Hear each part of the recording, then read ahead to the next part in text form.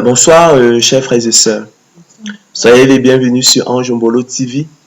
Nous allons poursuivre avec notre série de conférences consacrée à la prédestination en question. Ce soir, nous allons nous poser la question de savoir si la prédestination n'est-elle pas un plat fatalisme. La prédestination n'est-elle pas un plat fatalisme faux? Chers frères et sœurs, à court d'arguments, les apôtres de l'évangile de la gloire de l'homme ont taxé la prédestination de plat fatalisme, les dés ayant été jetés d'avance par l'idée marionnettiste. La persévérance des élus nécessaires prouve à suffisance l'absurdité de l'accusation.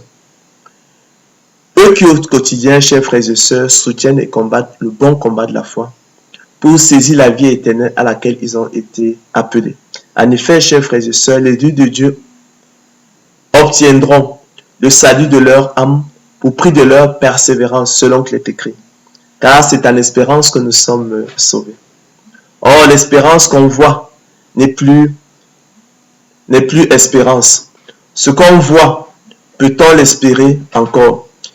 Mais si nous espérons ce que nous ne voyons pas, nous l'attendons avec persévérance. Car nous aussi, écrit l'apôtre Paul, nous étions autrefois insensés, désobéissants, égarés, asservis à toute espèce de convoitise et de volupté, vivant dans la méchanceté, dans l'envie, dignes d'être haïs et nous haïssant les uns les autres. Mais lorsque la bonté de Dieu, notre Sauveur, et son amour pour les hommes ont été manifestés, il nous a sauvés.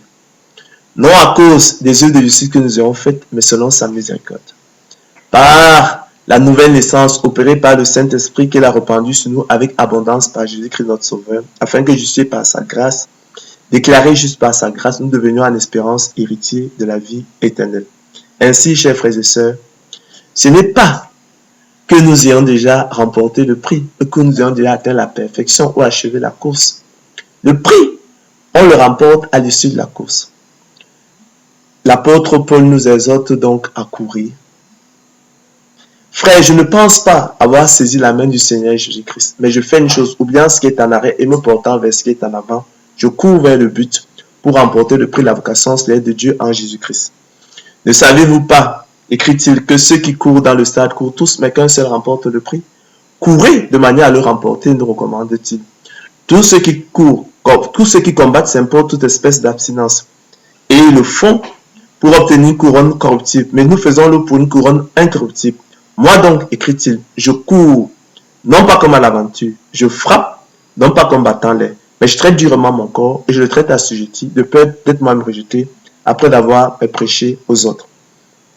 Relevons enfin, chers frères et sœurs, que la persévérance est le fait de persévérer. C'est la qualité, la conduite d'une personne qui persévère. Et le verbe persévérer signifie, pour sa part, continuer de faire, d'être ce qu'on a résolu par un acte de volonté renouvelé. Toutes choses, chers frères et sœurs, qui sont contraires à l'esprit et au code du fatalisme.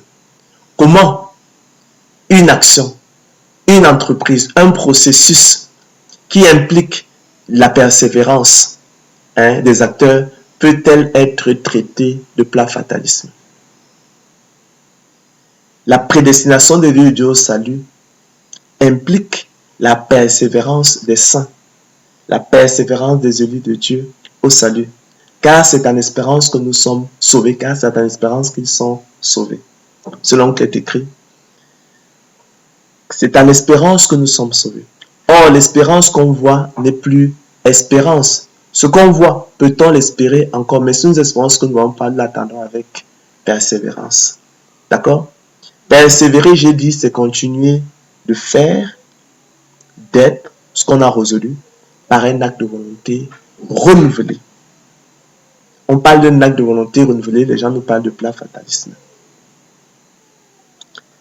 Donc, la persévérance est contraire à l'esprit et au code du fatalisme. Ainsi, chers frères et sœurs, on saurait qualifier la prédestination qui implique la persévérance des saints de plat fatalisme.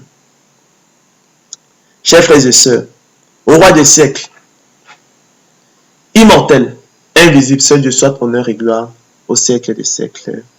Amen.